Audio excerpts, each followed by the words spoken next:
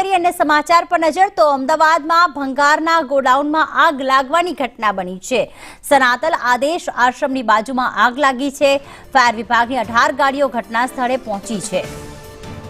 આગ પર કાબુ મેળવવાના હાલમાં પ્રયાસ કરવામાં આવી રહ્યા છે। અમદાવાદમાં સનાતલ આદેશ આશ્રમની બાજુમાં એક ભંગારનું ગોડાઉન આવેલું છે કે જ્યાં આગ ભડકી ઉઠી હતી। જો કે ફાયર વિભાગની 18 ગાડીઓ ઘટના સ્થળે પહોંચી હતી અને હાલમાં માહિતી મળી રહી છે કે આગને કાબૂમાં લેવામાં આવી છે। આગ પર સંપૂર્ણપણે કાબુ કરવામાં આવ્યો છે।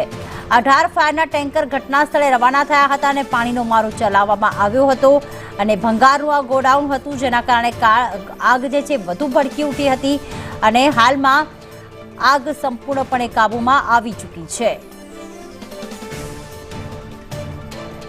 અમદાવાદમાં સતત આગની ઘટનાઓ બની રહી છે જ્યારે સનાથલ પાસે આવેલા આદેશ આશ્રમની બાજુમાં ભંગારના ગોડાઉનમાં વહેલી સવારે લાગેલી ભીષણ આગને કાબૂમાં લેવી ખૂબ જ ભારે જહેમત પડી હતી। સાથે જ આગની ફાયરને કોલ મળતા 18થી પણ વધુ જેટલી ગાડીઓ છે જે સ્થળ ઉપર પહોંચી હતી। જો કે વહેલી સવારનો જે બનાવ હતો તેના કારણે મોટી દુર્ઘટના થતી અટકી હતી, પરંતુ આગના બનાવને લઈને આજુબાજુના વિસ્તારમાં અફરાતફરીનો માહોલ છે તે જોવા મળ્યો હતો અને સાથે જ અહીંયા જે તમામ આગ પર કાબૂ મેળવવા માટેનો પ્રયાસ છે કરવામાં હતો।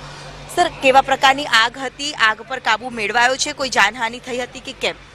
સવારે 6:45ની આજુબાજુમાં જે અમારો મુખ્ય પાલડી ફાયર કંટ્રોલ રૂમ આવેલો છે ત્યાં સનાથલની બાજુમાં કોઈ ગોડાઉનમાં આગ લાગેલી છે તેનો મેસેજ મળતા બોપલ ફાયર સ્ટેશન તેમજ આજુબાજુના ફાયર સ્ટેશનમાંથી 11 કરતાં વધારે વાહનો સ્થળ ઉપર પહોંચીને ફાયર ફાઇટિંગ કરેલું હતું।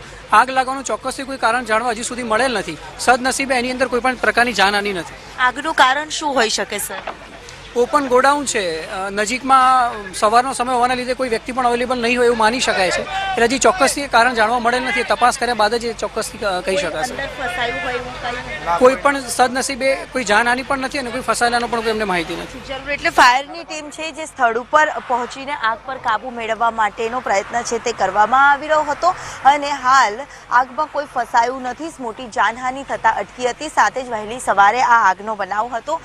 ફાયર વિભાગના અધિકારીએ કહ્યું તે પ્રકારે 11થી પણ વધુ ફાયરની ટીમ છે જે અહીંયા સ્થળ ઉપર પહોંચીને આગ પર કાબુ મેળવવા માટેનો પ્રયાસ છે તે કરવામાં આવ્યો છે। સ્વાભાવિક છે કે ભંગારના ગોડાઉનમાં જે આગ લાગી હતી અને આગના ગોટે ગોટા દૂર દૂર સુધી દેખાયા હતા, જેથી આજુબાજુના વિસ્તારોમાં પણ ભયનો માહોલ છે તે જોવા મળ્યો હતો। જો કે આગ પર કાબુ મેળવવા માટેનો સંપૂર્ણ પ્રયાસ છે જે ફાયરની ટીમ દ્વારા કરવામાં આવ્યો છે।